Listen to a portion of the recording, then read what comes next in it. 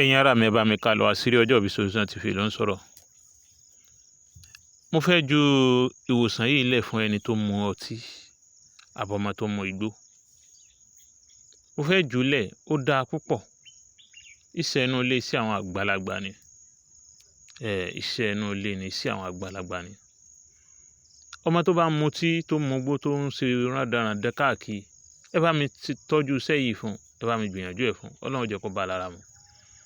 Nọ́mbà mi ò yí padà, ẹ kọ́kọ́ bá mi share sí èèyàn ogún náà. Nọ́mbà mi ò yí padà 07033449598. Àṣírí ọjọ́ ìbí Solution TV ló ń sọ̀rọ̀.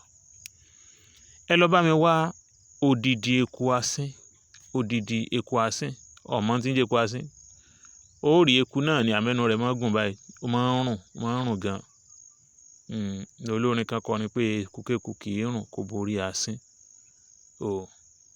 Ẹlẹ́ẹ̀kejì, ipò àkàlù kọ ní màmá ó jí mi níbo ni n fi kele sí. Èmi ò pọ̀fọ̀ o, àfáà lèmi ò pọ̀fọ̀ o. Naam, ẹlẹ́ẹ̀kejì lọ bá mi wá ìkàmùdù.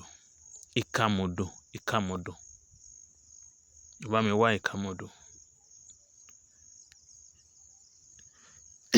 Tẹ́ bá ti wá méjèèjì yìí, ẹ bá mi wá alligator pepper, ó di mẹ́ta. Báwo láti ṣe? Dákun bá mi share rẹ̀ 07033449598 07033449598. Àṣírí ọjọ́ ìbí Solution TV ló ń sọ̀rọ̀. Ọmọ tó bá mu ọtí tàbí mu igbó, tẹ́ bá mọ irú ọtí tó mu tàbí ẹ bá mọ̀, àwọn nǹkan yìí ẹ bá mi dà sínú agbada mẹ́tẹ̀ẹ̀ta: eku asín, ìkàmùdù. Ó lè jẹ́ bóyá eku asín mẹ́ta, ìkàmùdù bóyá bíi 10 or 9 or 7. Ẹ wá bá mi fi alligator pepper kan kàn. Tẹ́ bá ti fi kàn, ẹ wá gbìyànjú, ẹ gbé kaná, ẹ jó kókúnná, ẹ jó dáadáa, ẹ má jẹ́ kó dérú o. Tó bá ti wá jó tán, ẹ wá lọ̀, ẹ sọ di powder.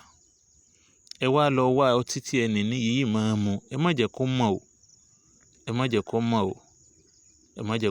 ẹ wá ọtí tí máa mu, ẹ fi stein dà sínú ọtí náà.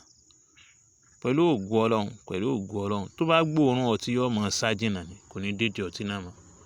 Dákun bá mi share rẹ̀. Tó bá nífẹ̀ẹ́ lèmi, share rẹ̀ sọ́dọ̀ rẹ̀. The more you share, the more you gain. The more you share, the more you gain.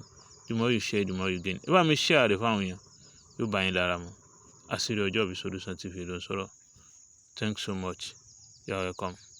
Ẹ bá mi share rẹ̀, ẹ jọ̀ọ́ please.